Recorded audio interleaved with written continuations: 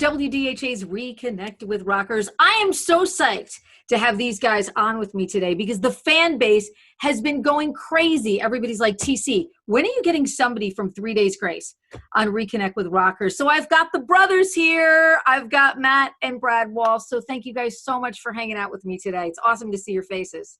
Thank you for having us. Yeah, absolutely. So, all right, where do I start? Well, I'm going to start with the single.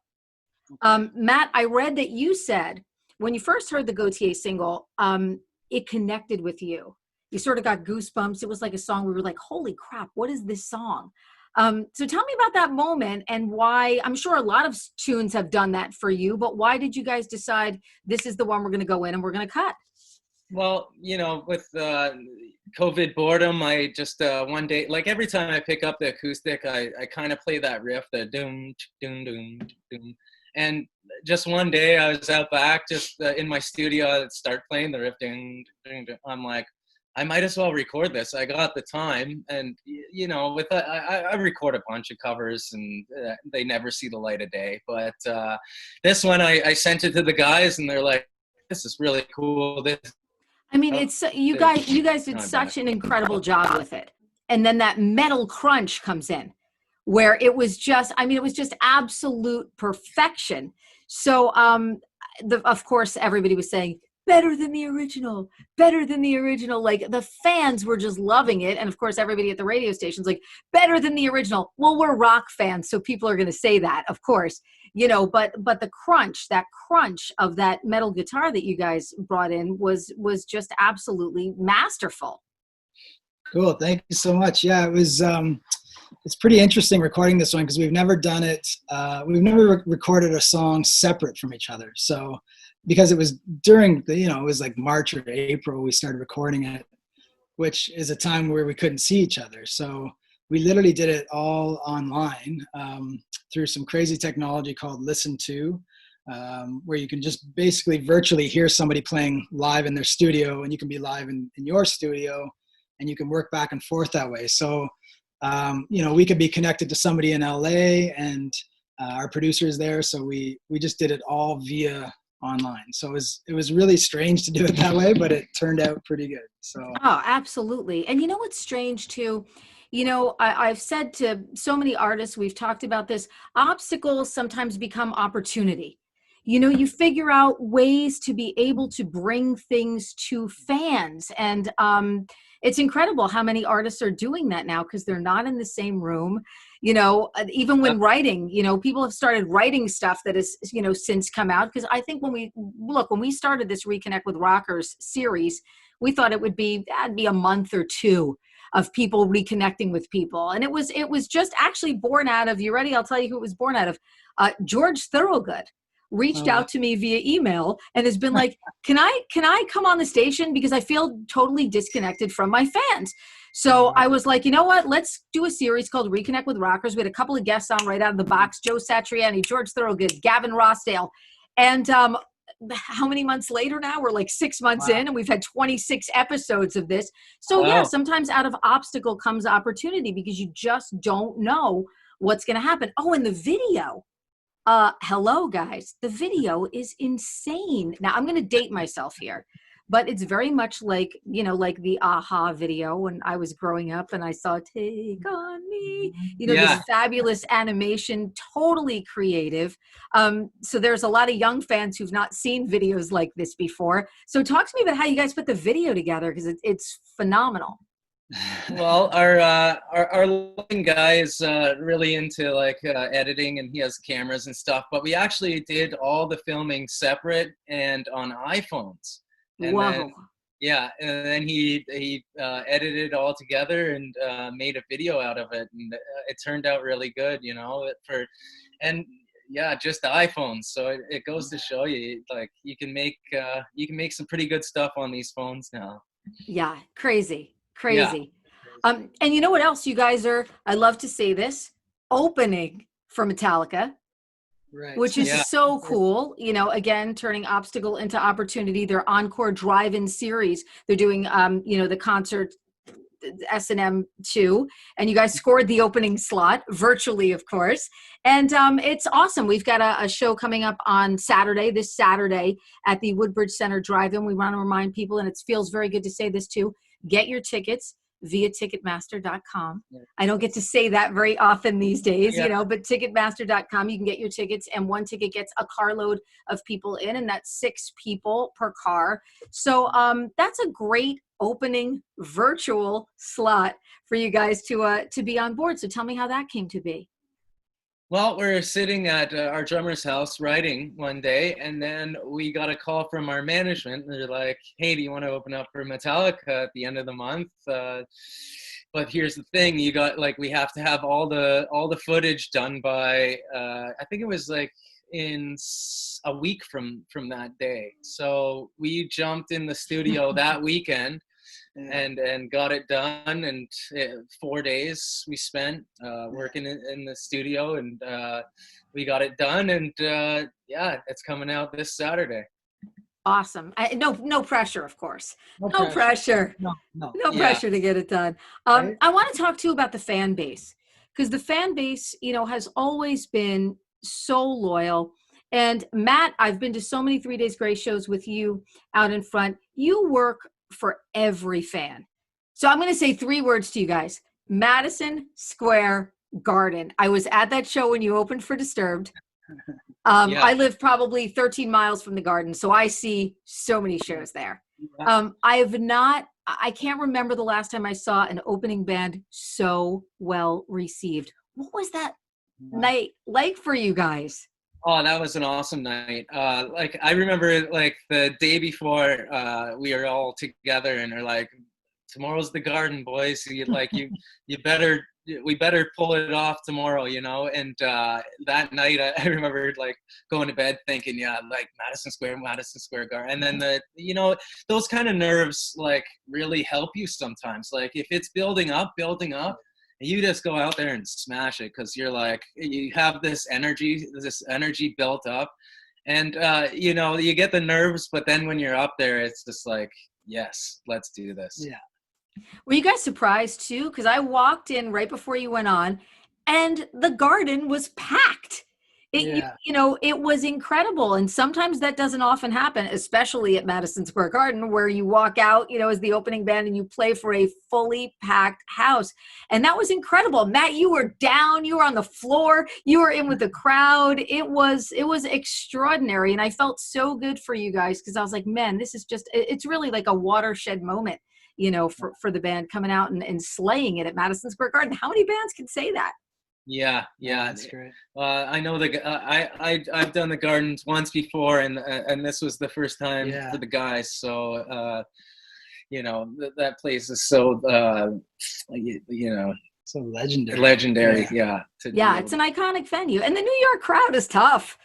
Everybody, it's like playing a Shed, only more snobby, where people are across at the bar, and and then people are walking in who's this band, but not with you guys. Yeah, usually, but no, that night people were going crazy and having a lot of fun. So it was fabulous.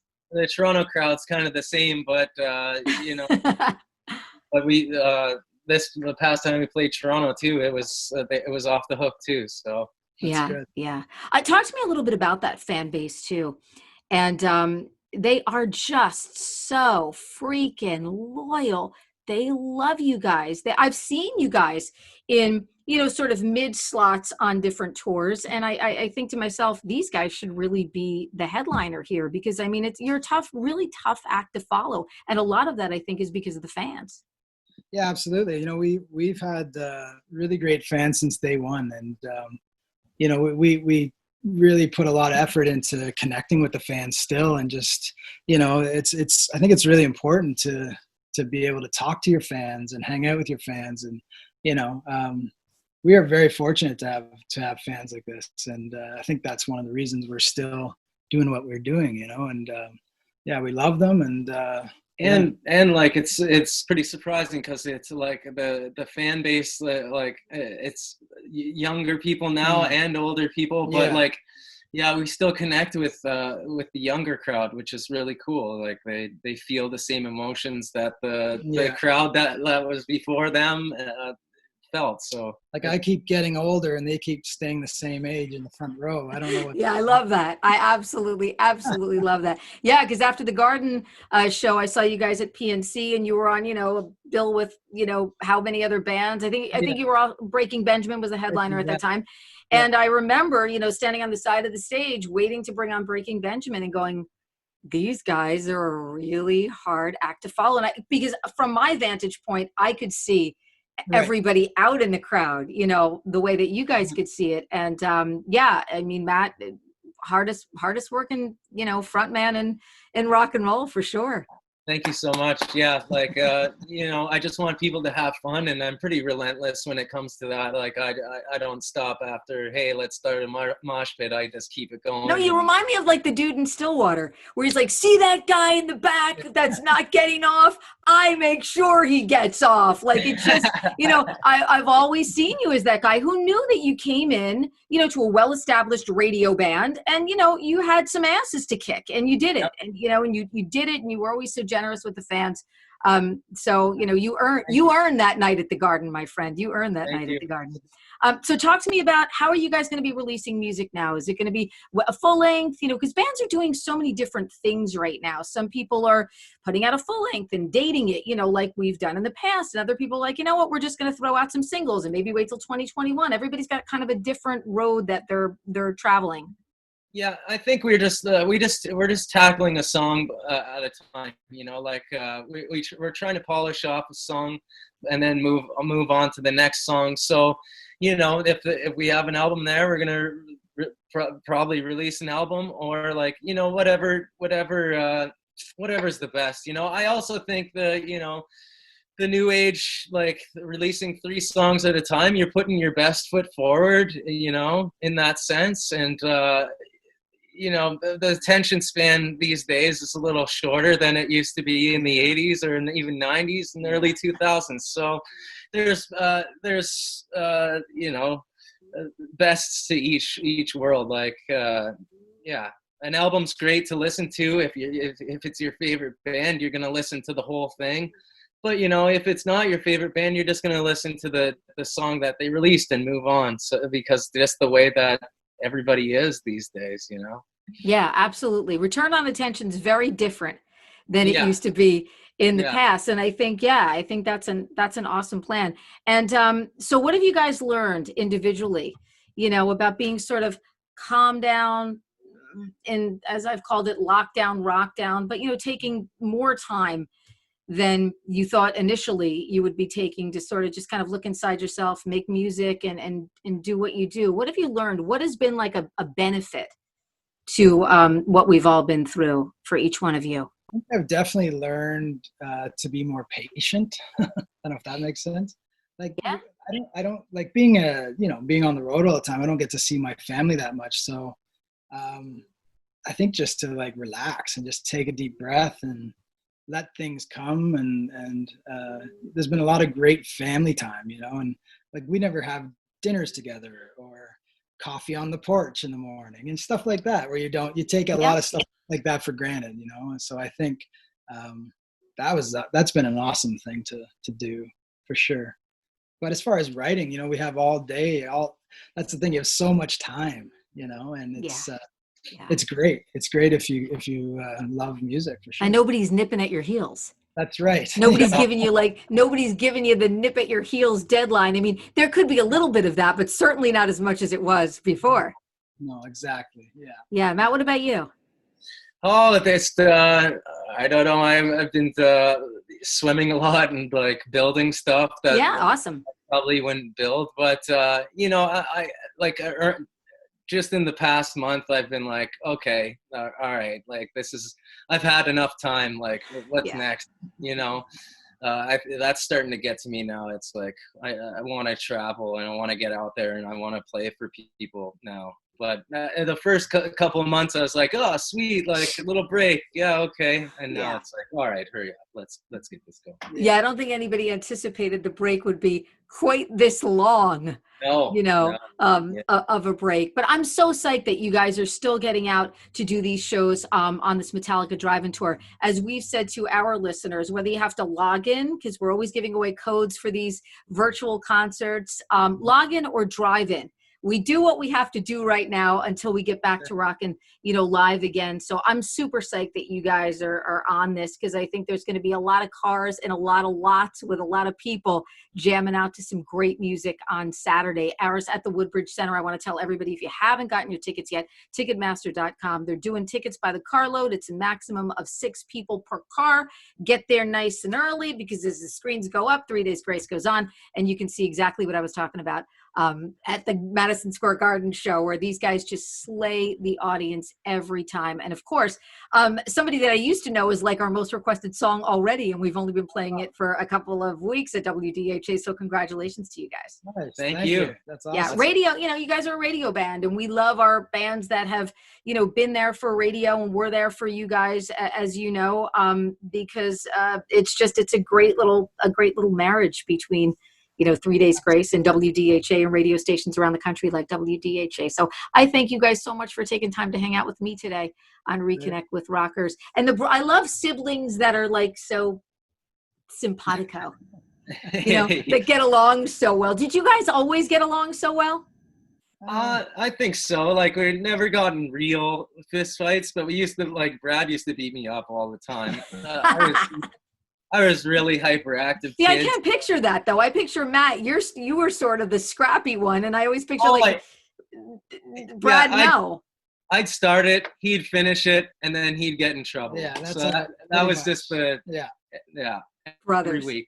Yeah. I love it, guys. Thank you so much. Best of luck. Hopefully, we'll get to see each other in person soon.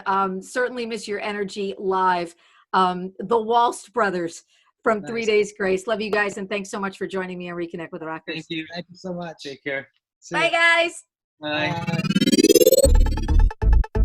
DHA's Reconnect with Rockers is powered by Advantage Contracting and by Karis Lock Company.